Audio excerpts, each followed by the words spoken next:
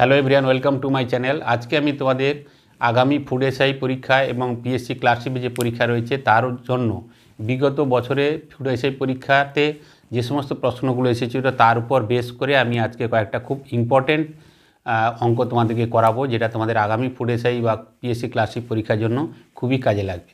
তো তোমরা আজকে ভিডিওটা প্রথম থেকে শেষ পর্যন্ত দেখো, তাহলে তোমাদের আগামী যে ফুড এসআই পরীক্ষা রয়েছে মার্চ মাসে তার জন্য এবং পিএসসি ক্লার্কশিপে যে পরীক্ষা রয়েছে তার জন্য তোমাদের খুবই কাজে লাগবে। তো প্রথম যে উদাহরণটা নিয়েছি দেখো, সেই উদাহরণটাতে এখানে কি বলছে যে 15 জন লোক 9 দিনে 540 টাকা রোজগার করে, কত দিনে 18 জন লোক 360 টাকা রোজগার করবে।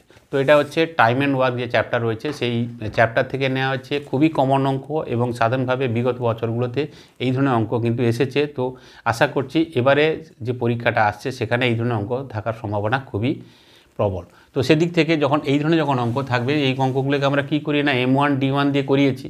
তো সরাসরি আমরা ঐকিক নিয়মে না গিয়ে কি করব না, এই ধরনের অঙ্কের ক্ষেত্রে যে লোক সংখ্যা থাকবে এবং দিন সংখ্যা থাকবে সেটাকে গুণ করব এবং যে টাকাটা থাকবে তাকে দিয়ে ভাগ করব। তাহলে সরাসরি এটার ক্ষেত্রে কত বলেছে না, এখানে বলছে 15 জন লোক 9 দিনে। তাহলে এক্ষেত্রে কী হবে না, 15 জন লোক সংখ্যা এবং দিন সংখ্যা, 15 জন লোক 9 দিনে কত টাকা রোজগার করছে না 540 টাকা রোজগার করছে। তাহলে এটাকে আমরা জাস্ট এভাবেই লিখব, তিনটে জিনিস থাকে, একটা হচ্ছে লোক সংখ্যা, একটা হচ্ছে দিন সংখ্যা এবং আরেকটা হচ্ছে টাকা। তো টাকাটাকে সবসময় আমরা নিচে রাখবো এবং লোক সংখ্যা এবং দিন সংখ্যাটাকে আমরা উপরে রাখবো, তাহলে আমাদের হয়ে যাবে তিনটেই জিনিস। তো বলছে কি প্রশ্নে বলছে যে 18 জন লোক 360 টাকা রোজগার করবে। তো 18 জন লোক কত দিনে করবে, তো 18 জন লোক কত দিনে করবে আমাদের জানা নেই, সেটাকে আমাকে বের করতে হবে। তো আমরা এখানে কি করছি না এক্স নিয়ে নিচ্ছি, তোমরা এক্স ABCD যে কোনো একটা নিয়ে নিতে পারো। তো কত করবে বলছে যে 360 টাকা রোজগার করবে। তাহলে অঙ্কটা এইটুকুই, আমরা ঐকিক নিয়মে না গিয়ে সরাসরি M1 D1 যে পদ্ধতিতে সরাসরি এইভাবে লোক সংখ্যা এবং দিন সংখ্যাকে গুণ করব, তাকে টাকা দিয়ে ভাগ করব। ঠিক একইভাবে সমান চিহ্ন দিয়ে আমরা কি করছি না, এখানে ঠিক একই রকম লোক সংখ্যা এবং দিন সংখ্যাকে গুণ করে যে টাকাটা বলেছে সেটা এখানে কি হবে না ভাগ করে দেবো। তো এখানে দিন কত আমাদের জানা নেই, যেই কারণে আমরা এক্স নিয়েছি, তাহলে এক্সের মান যেটা বেরিয়ে যাবে সেটাই আমাদের কাছে উত্তর হয়ে যাবে। তো সরাসরি আমরা করে নিই এটাকে সলভ। কি হচ্ছে 0 0 কেটে নিচ্ছি, 18 দিয়ে করছি, 18 দিয়ে 36, এটাকে যদি 18 দিয়ে করি তাহলে 18 দিনে 54, ঠিক আছে। এবার কি করছি না 2 দিয়ে করে নিচ্ছি, 2 দিয়ে যদি উপরটাকে করি তাহলে সেক্ষেত্রে কত হবে 9 হবে, 9 কেটে দিলাম। এবার এক্ষেত্রে 3 কাটলাম, তো সেক্ষেত্রে কত হচ্ছে 5 হচ্ছে। তার মানে এক্ষেত্রে সরাসরি আমরা বলে দিতে পারি সেটা হচ্ছে কত না, এক্ষেত্রে এক্স ইকুয়াল টু কত হচ্ছে না 5 দিন হচ্ছে। তো এটাই আমাদের কাছে উত্তর 5 দিন। তার মানে 18 জন লোক কত দিনে 360 টাকা রোজগার করবে না, 18 জন লোক 5 দিনে 360 টাকা রোজগার করবে। তাহলে ঠিক একই রকম যখন এই সময় কার্য যে চ্যাপ্টার বা টাইম অ্যান্ড ওয়ার্কে যে চ্যাপ্টার রয়েছে সেখান থেকে সরাসরি যখনই এই ধরনের অঙ্ক থাকবে সরাসরি ঐকিক নিয়মে না গিয়ে সরাসরি আমরা কি করব না লোক সংখ্যা দিন সংখ্যাকে গুণ করব, তাকে টাকাটা দিয়ে ভাগ করব, ইকুয়াল চিহ্ন দিয়ে। যে তিনটের মধ্যে একটা অফ থাকবে সেটাকে আমরা এক্স বা ABCD যে কোনোটা নিয়ে নেব এবং সেখানেও দিন সংখ্যা এবং লোক সংখ্যাকে আমরা অ্যামাউন্ট দিয়ে করে নেব, বা যেটা আমাদের বলবে সেটাকে আমরা এক্স দিয়ে ধরে নেব। তাহলে ওই এক্সের মান যেটা বেরিয়ে যাবে সেটাই আমাদের উত্তর হয়ে যাবে। তো এই ক্ষেত্রে উত্তর কত হয়েছে না 5 দিন। তো আশা করি এই অঙ্কটা তোমরা ভালোভাবে বুঝতে পেরেছো। তো আগামী পরীক্ষায় যদি আসে তাহলে তোমরা আশা করছি খুব সহজেই তোমরা করে ফেলতে পারবে। এখনকার অঙ্কটা দেখো, এটা কিন্তু অ্যালজেব্রার উপর বেস করে নেওয়া। তো এক্ষেত্রে কি বলছে এখানে না A = 16, B = 5 হলে A² + B² + AB by AQ - BQ এর মান কত। তো এই ধরনের অঙ্ক অ্যালজেব্রার উপর বেস করে অঙ্ক আমাদের পরীক্ষায় থাকে। তো আশা করছি এই ধরনের অঙ্ক একটা থাকবে আগামী পরীক্ষার ক্ষেত্রে, ফুড এসআই পরীক্ষা বা পিএসসি ক্লার্কশিপ পরীক্ষার ক্ষেত্রে। এছাড়াও SSC এবং রেলের পরীক্ষার ক্ষেত্রে এই ধরনের অঙ্ক কিন্তু খুবই গুরুত্বপূর্ণ। তো এই ধরনের যখন অঙ্ক থাকবে তোমরা বলতেই পারো যে এটা তো খুবই সোজা। তার কারণ কি না, এখানে AB আছে আর এখানে A এবং B আলাদা আলাদা করে মান দেওয়া আছে। A হচ্ছে 16 এবং B হচ্ছে 5। তাহলে সরাসরি আমরা AB যদি আমরা মান বসিয়ে দিই তাহলে তো অঙ্কটা খুব সহজে হয়ে যাবে। অঙ্কটা তো অবশ্যই হবে, কিন্তু অঙ্কটা কিন্তু সময় হবে না, অনেক সময় লেগে যাবে। তার কারণ আমাদের অঙ্ক করতে হবে কম সময়ের মধ্যে সঠিক আনসার করতে হবে। সুতরাং তুমি যদি ABর মান যদি সরাসরি বসাতে যাও 16 এবং 5, অঙ্কটা হবে ঠিকই, কিন্তু সেক্ষেত্রে তোমার অনেক সময় কিন্তু নষ্ট হয়ে যাবে। তো সেক্ষেত্রে আমরা কি করব, সরাসরি সেভাবে আমরা করব না, এটা সরাসরি আমরা অ্যালজেব্রা যে ফর্মুলা রয়েছে তার উপর বেস করেই করা। তো এক্ষেত্রে কি হবে না, উপরে যেটা আছে সেটা তো একই থাকবে, A² + B² + AB, এবং নিচে যেটা আছে সেটা আছে সরাসরি AQ - BQ এর যে ফর্মুলা সেটা হচ্ছে কত না, সেটা হচ্ছে a minus B into A square plus B square plus A B. তো এই জিনিসটাকে আমাদের নিতে হবে। তাহলে এক্ষেত্রে কী হচ্ছে না, উপরে A square B square plus A B কেটে যাবে, নিচে A square plus B square plus A B কেটে যাবে। তো শুধু কি থাকবে না 1/a মাইনাস বি। তো এক্ষেত্রে আমরা সরাসরি এ বির মান বসিয়ে দেবো। এ হচ্ছে কত 16 আর বি হচ্ছে 5, তাহলে 16 মাইনাস 5। তো সেক্ষেত্রে আমাদের উত্তর কত হয়ে যাবে না 1/11 হচ্ছে আমাদের সঠিক উত্তর এই অঙ্কের ক্ষেত্রে। সুতরাং এখানে এ বির মান তুমি বসিয়ে করতে পারো, সেক্ষেত্রে কিন্তু অনেক সময় লাগবে। সুতরাং এই ধরনের যখন অঙ্ক থাকবে সরাসরি আমরা তার যে এ কিউব মাইনাস বি কিউবের যে ফর্মুলা সেটা আমরা অ্যাপ্লাই করব, এবং অঙ্ক এমনই দেওয়া থাকবে যে ফর্মুলা যদি আমরা অ্যাপ্লাই করা তাহলে অঙ্ক কিন্তু খুবই ছোট হয়ে যাবে। দেখলে যে সরাসরি করার ফলে কী হচ্ছে, A square plus B square plus A B উপর নিচে কেটে গেল, শুধুমাত্র নিচে এ মাইনাস বি থাকলো। তো 1/a মাইনাস বি। তো তখন আমরা এ বির মান বসিয়ে দিলাম। তো উত্তর সেক্ষেত্রে কত হয়ে যাচ্ছে না 1/11। আশা করি তোমরা বুঝতে পেরেছ। তো এই ধরনের অঙ্ক যদি সামনে পরীক্ষায় থাকে আশা করি তোমরা খুব সহজেই কিন্তু করে ফেলতে পারবে। এবারের অঙ্ক দেখো, এবারের অঙ্কটা হচ্ছে পরিমিতি বা মেনসুরেশন চ্যাপ্টার থেকে নেওয়া আছে। তো অঙ্কটাতে কি বলছে এখানে, যে একটি আয়তকার মাঠের দৈর্ঘ্য 90 মিটার ও প্রস্থ 70 মিটার। একজন লোক মাঠটিকে 5 বার পরিক্রমা করলে কত রাস্তা অতিক্রম করবে।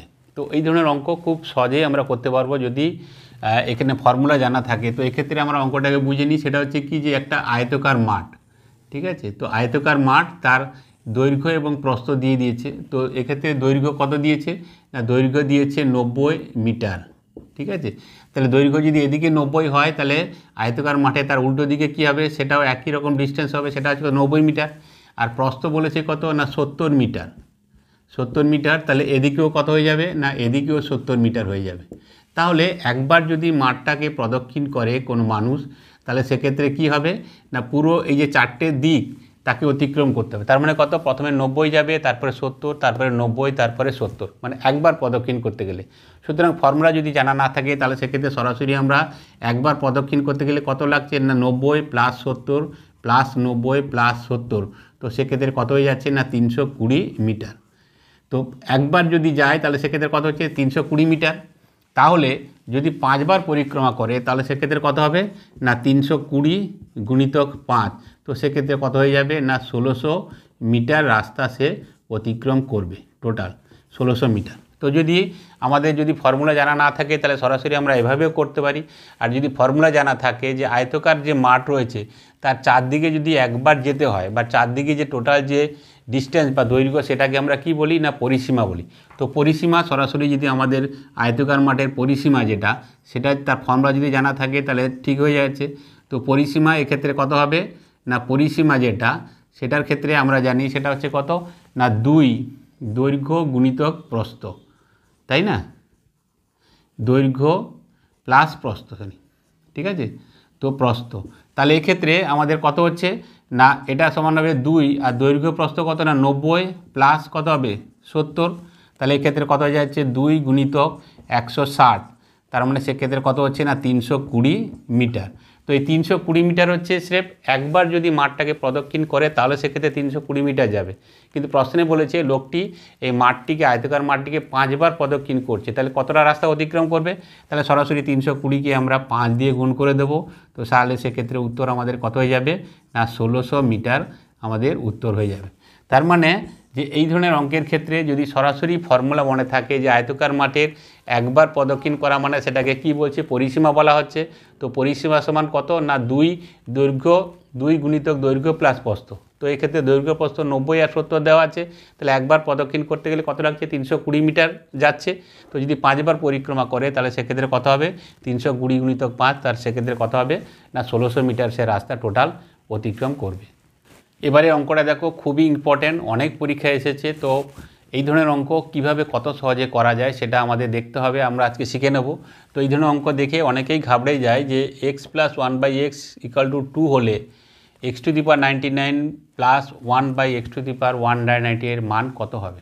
তো এই ধরনের অঙ্ক এখানে 99 দিক বা অন্য কোনো সংখ্যা যখন দিচ্ছে তখন অনেকেই ঘাবড়ে যায় যে এই অঙ্কটাকে আমরা কিভাবে সলভ করব, তাই না, প্রথমে এটা নিয়ে ভাবে।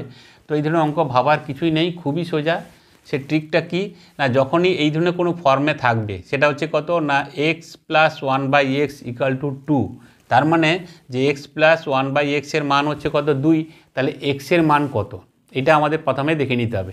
তো যখন এই ধরনের ফর্মে থাকবে সেক্ষেত্রে তোমরা সবসময়ের জন্য যখন 2 থাকবে এক্সের মান সবসময় কত হবে না 1 হবে। 1 কি করে হবে বা 1 সত্যি হচ্ছে কি না সেখানে দেখো, তাহলে আমরা কি করব না সরাসরি মান আমরা পুট করব। এক্সের মান যদি এক্ষেত্রে 1 হয় তাহলে এক্ষেত্রে কত হচ্ছে না X plus one by X, তাহলে এক্সের মান 1 হলে কত হবে 1 প্লাস 1 বাই 1, তো সেক্ষেত্রে কত হবে 1, আর 1 বাই 1 মানে কত 1, তো সেক্ষেত্রে কত হয়ে যাবে না 2 হয়ে যাবে, যেটা আমাদের দেওয়া ছিল।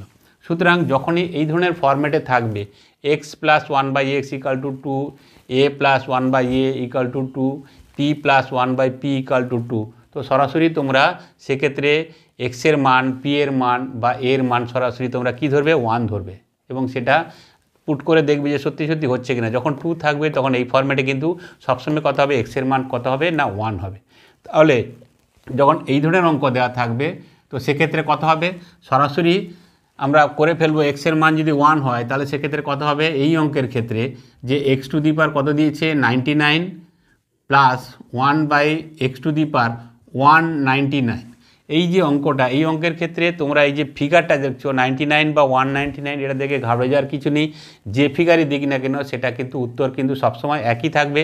এখানে যদি 99 না দিয়ে যদি কত দিত 599 দিত তাহলে সেক্ষেত্রে যা উত্তর হতো, এখানে 199 পরিবর্তে যদি শুধু 9 দিত তাহলে সেক্ষেত্রে উত্তর একই হবে। তার কারণটা কি দেখে নাও, এক্ষেত্রে সেটা হচ্ছে কত না এক্সের মান হচ্ছে কত 1, তাহলে এক্ষেত্রে কত হবে 1 to the power 99 plus 1 by X to the power, এখানে এক্সের মান কত হবে না এক্সের মান এক্ষেত্রে কত হবে 1 হবে এবং তার পাওয়ার কত হচ্ছে না 199। তো তোমরা জানো যে কত হবে না 1-এর পাওয়ার যাই হোক না কেন, 1-এর পাওয়ার যাই হোক না কেন তার ভ্যালু সবসময় কত হবে না সবসময় 1 হবে। সুতরাং 1 টু দি পাওয়ার 99 যদি হয় তাহলে তার মান কত হবে 1 হবে প্লাস 1 বাই এখানে 1-এর পাওয়ার কত আছে না 199, যেটা একটু আগে বলেছিলাম যে 199 দিক বা 599 যাই দিক না কেন 1-এর পাওয়ার যতই হোক না কেন তার মান কত হবে না 1ই হবে। তাহলে এক্ষেত্রে আমাদের কত হয়ে যাবে না 1 বাই 1, তাহলে এক্ষেত্রে কত 1 প্লাস 1, তো এক্ষেত্রে উত্তর কত হয়ে যাবে না খুব সহজে 2 হয়ে যাবে।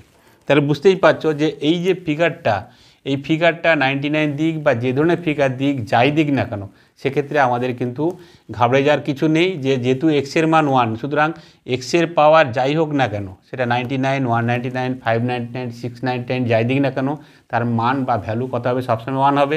সুতরাং এই অঙ্কের ক্ষেত্রে খুব সহজে এটা কত হবে 1 প্লাস 1 বাই 1, তার মানে কত 1, তো 1 প্লাস 1 সেক্ষেত্রে উত্তর কত হয়ে যাবে 2 হয়ে যাবে। সুতরাং এই ধরনের অঙ্ক এলে খুব সহজেই কিন্তু তোমরা করে আসতে পারবে এবং এই ধরনের যখন ফরম্যাট থাকবে X plus 1 by X equal to যদি 2 হয় তাহলে সেক্ষেত্রে এক্সের মান কত হবে না 1 হবে। এবারের অঙ্ক হচ্ছে বয়স সংক্রান্ত। তো বয়স সংক্রান্ত অঙ্ক সাধারণভাবে পরীক্ষায় থাকে, তো এই ধরনের অঙ্ক আসার সম্ভাবনা আছে। অঙ্কটাতে কি বলছে দেখো, যে রামের বয়স 10 বছর, ওর দাদার বয়স 62 বছর, কত বছর পরে দাদার বয়স রামের বয়সের 5 গুণ হবে। ঠিক আছে, তাহলে এই ধরনের যে অঙ্ক এই অঙ্কের ক্ষেত্রে আমরা আজকে যেটা করব সেটা হচ্ছে কি না সরাসরি অঙ্ক না করে আমরা কি হবে না উত্তর যেটা আছে সেখান থেকে আমরা নেওয়ার চেষ্টা করব। রাম এবং রামের দাদা, রামের যে বয়স এখন বলছে সেটা হচ্ছে কত না রামের বয়স বলছে এখন হচ্ছে কত না 10 বছর এবং দাদার বয়স হচ্ছে কত না 62। প্রশ্নে বলছে যে ঠিক কত বছর পরে দাদার বয়স রামের বয়সের ঠিক 5 গুণ হবে। তো এখানে যে অল্টারনেট যে 4টে আনসার আছে সেই আনসার থেকে আমরা খুব সহজে করব। কিভাবে করছি লক্ষ্য করো, যদি এতে অ্যান্সার হয় তাহলে সেক্ষেত্রে কত হবে 4 হবে, তাহলে 4 যদি আমরা যোগ করি দুটোর ক্ষেত্রে মানে দুজনের বয়স তো একসঙ্গে বাড়বে, এর ক্ষেত্রে কত হবে 14 হবে এবং এটার ক্ষেত্রে কত হবে 66 হবে। এটা কিন্তু 14 ঠিক 5 গুণ নয়, 14-র সঙ্গে 5 গুণ হতে গেলে কত লাগবে না 14 5 70 হবে। সুতরাং এদিক থেকে এ কিন্তু উত্তর আদৌ হবে না। পরে যেটা নিয়েছি সেটার ক্ষেত্রে কত বলছে দেখো না যদি 5 হয়, যদি আমরা 4-এর পরিবর্তে আমরা যদি 5 নিই তাহলে সেক্ষেত্রে কত হবে না 4-এর পরিবর্তে যদি আমরা 5 নিই তাহলে সেক্ষেত্রে কত হবে দেখো না এখানে 10-এর জায়গায় কত হয়ে যাবে 15 হয়ে যাবে এবং এক্ষেত্রে যদি 5 নিই তাহলে সেক্ষেত্রে কত হয়ে যাবে না 67 হবে। এখানে কিন্তু 15-র কিন্তু 5 গুণ নয়, 15-র 5 গুণ হতে গেলে কত হবে না 75। সুতরাং বিতেও এক্ষেত্রে উত্তর হবে না। এরপরে যেটা দেওয়া আছে অল্টারনেট আনসার সেটা হচ্ছে কত না 3 দেওয়া আছে। 3 বছর পরে রামের বয়স কত হবে 13 হবে এবং তার দাদার বয়স তারও 3 বছর বাড়বে এবং সেক্ষেত্রে কত হবে 62 আর 3 কত হবে 65 হবে। তো 13 আর 65 হ্যাঁ এটা ঠিকই, এটা হচ্ছে কত না এর ঠিক 5 গুণ হচ্ছে। তার মানে যেটা আমাদের 3 বছর যেটা দেওয়া আছে সিতে যেটা দেওয়া আছে সেটা হচ্ছে সঠিক অপশান এবং এক্ষেত্রে উত্তর কত না ঠিক 3 বা 3 বছর পরে দাদার বয়স রামের বয়সের ঠিক 5 গুণ হবে। তার কারণ রামের বয়স 3 বছর পরে 13 হবে এবং দাদার বয়স 3 বছর পরে 62 প্লাস 3 65 হবে। তো 13 ঠিক 5 গুণ, 13 5 65, তার মানে এক্ষেত্রে উত্তর কত হচ্ছে না সিতে উত্তর হচ্ছে। তো আমরা দেখে নিই সরাসরি ডিতে যেটা দেওয়া আছে সেটা হয় কিনা দেখে নিই। তো 10-এর সঙ্গে আমরা কি করব না 6 বছর পরে হলে 10 6 16 হবে এবং এক্ষেত্রে কত হবে 62 প্লাস 6, তো সেক্ষেত্রে কত হবে 66 হবে। 16-র 5 গুণ কিন্তু 66 নয়, 16-র 5 গুণ হতে গেলে কত হতে হবে 16 5 80 হতে হবে। সুতরাং সেদিক থেকেও যদি আমরা দেখে নিই তাহলে এক্ষেত্রে কিন্তু উত্তর কিন্তু ডিতে হবে না। সুতরাং উত্তর তো আর দুটো থাকবে না, একটাই থাকবে। তাহলে সরাসরি আমরা অঙ্কে না গিয়ে কিছু কিছু অঙ্ক আছে যেগুলো যে অপশানগুলো আছে আনসারগুলো আছে সেখান থেকে দেখে কিন্তু খুব সহজেই কিন্তু আমরা করে ফেলতে পারবো এবং ক্যালকুলেশান খুবই ছোট। প্রথমে কী করলাম 4, তাহলে 14 আর এখানে হচ্ছে 66, তাই না?